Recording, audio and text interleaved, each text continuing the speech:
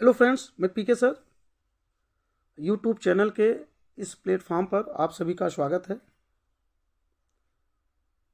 तो आप सभी लोग जानते हैं कि यह एरर और करेक्शन की जो सीरीज़ चल रही है और इस सीरीज़ में वर्ब चल रहा है, यह वर्ब का चौथा भाग है।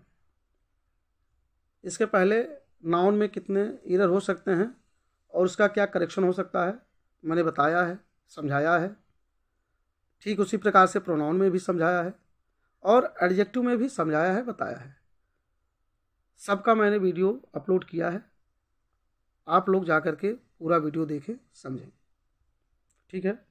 और यदि आप चैनल में नए हों तो वीडियो को लाइक ज़रूर करें, सब्सक्राइब भी कर लें ताकि कोई भी मैं वीडियो डालूं आप तक नोटिफिकेशन पहुंच सके। ठीक है, चलिए अब हम लोग वीडियो को स्टार्ट करते हैं बिना देरी किए। जैसा कि जानते हैं एरर और करेक्शन का यह सीरीज चल रहा है और यह वर्ब में है और यह वर्ब का चौथा भाग है। चलिए शुरू करते हैं। वैक्स का मतलब होता है मजदूरी, पेंस दर्द तकलीफ, मीन्स अर्थ या मतलब। ये जो तीन शब्द हैं आपके पास, वैक्स, पेंस और मीन्स, ये क्या होते हैं? अर्थ के अनुसार सिंगुलर वर्ब और प्लूरल वर्ब का प्रयोग किया जाता है।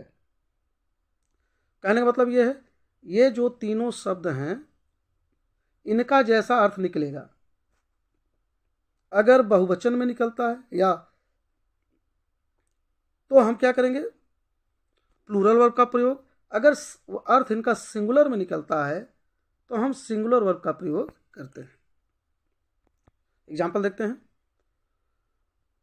The pains of my life are unbearable. मेरे जीवन का जो तकलीफ दर्द है वह असहनीय है। कहने का मतलब ये है, the pains of my life, इसका मतलब ये है इनके जीवन में विभिन्न प्रकार की समस्याएं हैं, तकलीफें हैं, वो अनबियरेबल हैं, असहनीय हैं। तो विभिन्न प्रकार की समस्याएं हैं, इसलिए यहाँ पर देखें आर नामक वर्ब का जो कि प्लूरल है किया गया है। ठीक है, तो यहाँ पर एक तकलीफ की बात नहीं हो रही है, ढेर सारे तकलीफ़ों की बात हो रही है, इसलिए अर्थ में प्लूरल लग रहा है, इसलिए प्लूरल वर्ब का प्रयोग किया गया है। Much pains has been taken. अब यहाँ पर एक तकलीफ की बात हो रही है, एक दर्द की बात हो रही है कि जो मेरा पेंस है वह बहुत मच है, मतलब अत्यधिक, मैंने बहुत से अत्यधिक तकलीफ को सहा, मेरा जो तकलीफ है वह बहुत सहा। तो एक तकलीफ की बात हो रही है, एक दर्द की बात हो रही है, इसलिए यहाँ पर देखिए वर्ब हैज़ का प्रयोग किया गया है, सिंगुलर का प्रयोग किया गया है। ठीक है, शायद आपको समझ में आ रहा होगा। ठीक है, कहने का मतलब ये है जब अर्थ अधिक दिखे तो मतलब हमारा वर्ब क्या है, वो प्लूरल होगा, और जब अर्थ एक दिखे तो हमारा वहाँ पर वर्ब सिंगुलर होगा। नेक्स्ट देखें, the wages of these workers are very low. अब यहाँ पर देखिए, ये जो वैक्स है यह कई वर्कर की बात कर रहा है, कई वर्कर्स की बात कर रहा है। तो यहाँ पर वैक्स आपका क्या हो गया है? प्लूरल हो गया है। यहाँ पर वैक्स प्लूरल का अर्थ दे रहा है, इसलिए यहाँ पर देखिए वर्ब आर का प्रयोग किया गया है। तो the wages of this workers are very low. इन मजदूरों की मजदूरी बहुत कम है।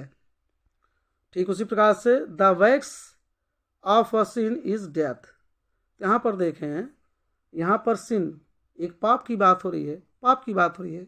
ठीक है, तो पाप हमेशा सिंगुलर होता है, इसको जो है हम काउंट नहीं कर सकते हैं, तो पाप पाप होता है, इसलिए सिंगुलर को शो करा है, इसलिए यहाँ पर वर्ब सिंगुलर इज का प्रयोग किया गया है। तो सिंपल सी बात है, अगर वैक्स, पेंस, मीन्स, ये जो आपके तीन वह शब्द हैं, अगर अर्थ ढेर सारे देते हैं तो प्लूरल वर्ब, अगर एक देता है तो सिंगुलर वर्ब का प्रयोग किया जाता है। चलिए आगे देखते हैं क्या रूल है भाई। नीड, ये सब वर्ब हैं आपके। नीड, ए पॉइंट, नीड आवश्यकता होना, ए पॉइंट नियुक्ति देना, डेयर साहस, मेक बनाना, नीड आवश्यकता, सी देखना, हियर सुनना, चूज चुनना, थिंक सोचना। तो ये सब क्या हैं? ये सब आपके वर्ब हैं। ठीक है, तो ये वर्ब के बाद हम क्या करते हैं? इन वर्ब के बाद, इन क्रियाओं के बाद टू और एस का प्रयोग नहीं करते। ठीक है, need, appoint, dare, make, see, hear, choose, think, ये जितने भी आपके पास ये वर्ब हैं दिख रहे हैं, इनके साथ टू या एस का प्रयोग नहीं होता है। और एग्जाम में क्या करेगा? इसका जस्ट अपोजिट करेगा। एग्जाम में इसका जस्ट अपोजिट करेगा, आपको जोड़ के देगा। ठीक है, इनके साथ टू और एस जोड़ के देगा। ठीक है, बात समझ में? इनके साथ टू एस जोड़ के देगा, लेकिन आपको प्रैक्टिस कर लेनी है, एकदम समझ लेनी है कि ये जितने भी वर्ब दिख रहे हैं इनके साथ टू और एस का प्रयोग नहीं होगा। चलिए एग्जाम्पल देखते हैं। You need not go. अब एग्जाम में क्या देगा? टू लगा देगा, you need not to go. हालांकि पढ़ने में जरा भी रॉन्ग नहीं लग रहा है, लेकिन यह ग्रामर का रूल है कि इनके साथ टू या एस नहीं लेगा। तो you need not to go, तो यहाँ पर टू आपका गलत हो जाएगा। You need not go. I made him cry, ये सही है, और टू लगा के देगा आपको, जो कि गलत है।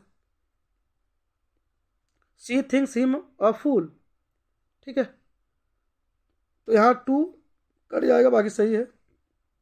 I dare not to oppose him, to यहाँ कट जाएगा, अपोज हिम सही है।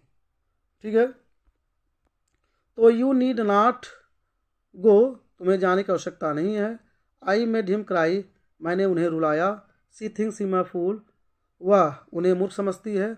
I dare not oppose him, उनका खिलाफत करने का मेरे पास साहस नहीं है। और यहाँ पर जितने भी टू हैं यहाँ पर कट जाएंगे। ठीक है, एग्जाम में जोड़ के देगा, लेकिन जब आप प्रैक्टिस किए रहेंगे, समझे रहेंगे कि need, appoint, dare, make, need, see, hear, choose, think, इनके साथ टू या इसका प्रयोग नहीं होता है, तो आप एग्जाम में सही करके आओगे। चलिए आगे देखते हैं क्या रूल है। यहाँ पर कुछ वर्ब हैं, देखें। Mention, define, describe, regard, treat, represent. यहाँ पर जितने वर्ब हैं सबका अर्थ यही होता है, प्रस्तुत करना, व्याख्या करना, बताना, समझाना, लगभग सबका यही अर्थ है। ठीक है, तो ये जितने भी वर्ब हैं इनके साथ एज का प्रयोग किया जाता है, अवश्य होता है। जैसा कि अभी आप जो ऊपर रूल आप देखे उसमें क्या बताया गया है? टू और एस का प्रयोग नहीं होता, लेकिन यहाँ होता है। यही आपको समझना है कि यहाँ पर होता है। ठीक है, चाहे आपका मेंशन हो, डिफाइन हो, डिस्क्राइब हो, रिगार्ड हो, ट्रीट हो, रिप्रेजेंट हो, इनके साथ एज का प्रयोग होगा। ठीक है, जैसे he treats me as a gentleman, ठीक है, वह जो है एक अच्छे व्यक्ति की तरह व्यवहार करता है। Ramu regards him as his elder brother, और रामू जो है उसको अपना बड़ा भाई मानता है। Mohan describe the matter as a lecturer, और मोहन जो है एक प्रवक्ता की बात मैटर को समझाया, बताया। ठीक है, तो इनके साथ देखिए एज का प्रयोग हुआ है और हमेशा होगा, ये हमारा ग्रामर रूल कहता है, हमेशा होगा। लेकिन एग्जाम में क्या करेगा? एग्जाम में आपको एज नहीं लगाएगा। ठीक है, लेकिन जब आप प्रैक्टिस किए रहेंगे, समझे रहेंगे कि नहीं भैया, मेंशन के साथ, डिफाइन के साथ, डिस्क्राइब के साथ, रिगार्ड के साथ, ट्रीट के साथ, रिप्रेजेंट के साथ एज लगता है, तो कैसा भी एग्जाम में दे आप समझ जाएंगे, आप वहाँ पर ऐड कर लेंगे। बात समझ में? एग्जाम में नहीं देगा, लेकिन आपको लगाना है। चलिए आगे देखते हैं, आपको बातें समझ में आ रही होंगी, आगे देख लें। ये तो भैया बहुत इम्पोर्टेंट है, ये बहुत इम्पोर्टेंट है, क्योंकि यह दिखने में बहुत छोटा ना, लेकिन यह जो है हर प्रकार के एग्ज़ाम में आता है। ठीक है, दिखने में छोटन लगे, घाव घाव करे गंभीर, अगर आपको याद नहीं है तो बहुत दिक्कत में आप फंस सकते हैं। ठीक है, तो यहाँ पर देखें, ये जो लाई नामक शब्द है, ये हमेशा टेल के साथ आता है वर्ब टेल के साथ आता है। और ये जो ट्रूथ है वर्ब स्पीक के साथ आता है। चाहे जैसे इसको रट लो, समझ लो कि tell a lie, speak the truth, हमेशा समझ लो, रट लो, चाहे जिस प्रकार से। क्यों? क्योंकि एग्जाम में इसका उल्टा कर देगा। इसका क्या कर देगा भैया? उल्टा कर देगा, स्पीक के साथ कर देगा, ठीक है, और ट्रूथ को लाई के साथ कर देगा। ठीक है, जब आप रटे रहेंगे कि नहीं टेल अ लाई होता है, स्पीक द ट्रूथ होता है, तो आप कभी भी गलत नहीं हो सकते हैं। एग्जाम्पल देख लें, don't tell a lie, speak the truth, a liar always tells a lie, एक वकील हमेशा झूठ बोलता है। My friend always speak the truth, मेरा मित्र हमेशा सत्य बोलता है। तो यहाँ पर देख लें, टेल के साथ लाई आया है और स्पीक के साथ ट्रूथ आया है। यहाँ टेल के साथ लाई और इधर स्पीक के साथ ट्रूथ आया है। तो इसको आपको रट लेना है, चाहे जिस प्रकार से, कि लाई के साथ टेल और स्पीक के साथ ट्रूथ आता है। चलिए आगे देखते हैं। सार्वभौमिक सत्य, यूनिवर्सल ट्रूथ या आदत, हैबिचुअल एक्शन, हमेशा प्रेजेंट इंडेफिनिट या सिंपल प्रेजेंट टेंस में आता है। प्रेजेंट इंडेफिनिट को सिंपल प्रेजेंट बोला जाता है, इसमें घबराने की कोई बड़ी बात नहीं है। तो ये जितने भी होते हैं ना, चाहे जितने भी यूनिवर्सल ट्रूथ होते हैं, जितने भी हैबिचुअल एक्शंस होते हैं, सब सिंपल प्रेजेंट टेंस में आते हैं। ठीक है, जैसे the sun rises in the east sets in the west. ठीक है, सूर्य पूरब में निकलता है और पश्चिम में अस्त होता है। ये तो एकदम सत्य बात है भाई। ऐसा तो है नहीं कि अमेरिका में उत्तर में निकलता है और दक्षिण में जो है अस्त होता है, ऐसा तो है नहीं। ये सत्य बात है, सूर्य में निकलता है, सूर्य जो है पूरब में निकलता है और पश्चिम में अस्त होता है, एकदम सत्य बात है। The dog barks at the stranger, ये भी सही बात है, अजनबियों पर कुत्ते भौंकते हैं। ऐसा है नहीं कि इंडिया में जो है कुत्ते जो है भौंकते हैं और अमेरिका में जो है सलूट करते हैं, ऐसा तो है नहीं। इंग्लैंड में, ऑस्ट्रेलिया में सलूट करते हैं, वो अजनबी देखे भौंके। ठीक है, आगे है द काउ ईट्स ग्रास, ये भी सत्य बात है, जितने भी गाय भैंस होते हैं ये घास खाते हैं। क्या ऐसा है कि इंडिया में घास खाते हैं और पश्चिमी देशों में जो है दाल चावल रोटी सब्जी बना खाते हैं? ऐसा तो है नहीं है, ऐसा तो नहीं है भाई ना। इस धरती पर चाहे जहाँ गाय या भैंस होंगे, सब क्या होंगे भैया? वे सब घास खाएंगे। तो ये सत्य बात है।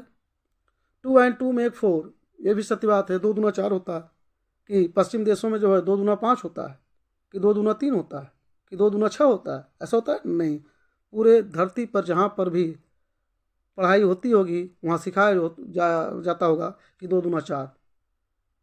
ठीक है ना। तो इस प्रकार से आपको समझ में आ गया कि जितने भी यूनिवर्सल ट्रूथ, जितने भी हैबिचुअल एक्शन, आदत, सार्वभौमिक सत्य होते हैं, सब सिंपल प्रेजेंट टेंस में होते हैं। ठीक है, चलिए भाई आगे देखते हैं क्या है। ठीक है, 5, आज केवल इतने ही हैं। चलिए आज की वीडियो में बस इतना ही। भाई आप लाइक ज़रूर करें, शेयर ज़रूर करें और सब्सक्राइब भी कर लें। ठीक है, हम लोगों का भी भाई सपोर्ट करिए, मेहनत करते हैं ना, मेहनत करते हैं तो थोड़ा सा फल आप लोगों को देना चाहिए। सपोर्ट करिए, हमारे साथ चलिए। ठीक है, और बड़ी मेहनत से वीडियो बनता है और बड़ा मेहनत लगता है पढ़ाने में। जो आपका भी जवाब होता है, आपका भी यह होता है कि हमारा सपोर्ट करें, सहयोग करें। बाकी आप लोग समझदार हैं, ज़्यादा समझाने बताने की ज़रूरत नहीं है। तो आज की वीडियो में बस इतना ही, मिलेंगे फिर नेक्स्ट वीडियो में। तब तक के लिए धन्यवाद। जय हिंद, जय भारत।